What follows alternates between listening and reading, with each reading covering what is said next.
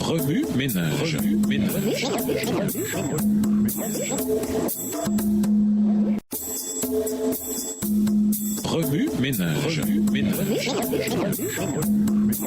Bienvenue dans votre émission. Remue ménage. Nous voilà à la leçon de dimanche, intérioriser du sel et du grain. Lévitique 2, le verset 13, ajoute une pratique intéressante à l'offrande de grain. Le prêtre devait toujours y inclure du sel, voir aussi Ézéchiel 43, le verset 24. Dans Matthieu 5, le verset 13, Jésus dit que son peuple est le sel de la terre. De son côté, l'apôtre Paul écrit que votre parole soit toujours accompagnée de grâce, assaisonnée de sel, pour que vous sachiez comment vous devez répondre à chacun. Colossiens 4, le verset 6 dans la version Nouvelle Bible Seconde. Alors que les adventistes du monde entier embrassent le mandat évangélique, ils doivent se considérer comme des canaux de la sollicitude de Dieu pour les autres. En tant que sel, ils doivent se répandre dans le monde entier, détourner les gens du péché et les aider à découvrir la joie qu'on éprouve quand on marche avec Jésus. Prendre soin des autres est une merveilleuse forme de louange. C'est une expression de gratitude pour tout ce que Dieu a fait et fait encore dans nos vies. Hébreux 13, versets 15 et 16. La louange est angélique. Si la prière est un acte humain, la louange, elle, est un acte des anges. Lorsque nous prenons soin des autres, nous incarnons ce que signifie exprimer de la gratitude envers Dieu. Matthieu, le chapitre 25, nous rappelle que lorsque nous prenons soin de l'un de ses plus petits, en fait, nous prenons soin directement de Dieu lui-même. Verset 40.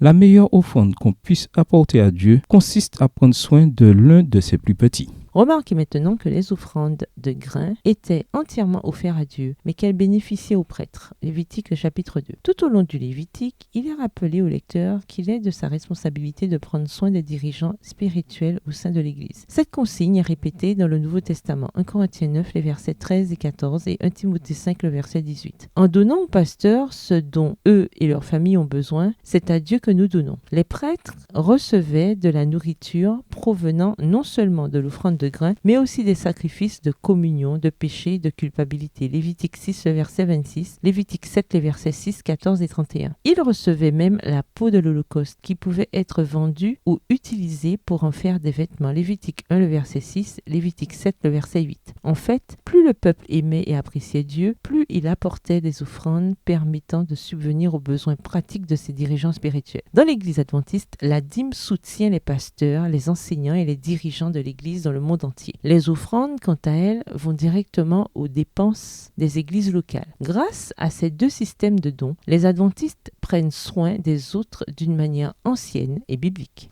Remue ménage, revenez à votre texte écrit et étudiez le passage. Encerclez les mots ou expressions ou idées répétées. Soulignez les mots ou expressions qui sont importants et qui signifient quelque chose pour vous. Reliez par une flèche les mots ou expressions aux autres mots ou expressions associés au connexe. Quels éclairages particuliers vos notes semblent-elles indiquer dans l'ensemble? Mémorisez votre verset préféré tiré de Lévitique, le chapitre 2 et Lévitique 7, les versets 9 à 14. Écrivez-le plusieurs fois pour vous le rappeler plus facilement. Que signifie prendre soin des plus petits à notre époque? Comment est-ce que ça s'applique dans la vie moderne? Au revoir. Et à demain si Dieu veut. Remue ménage.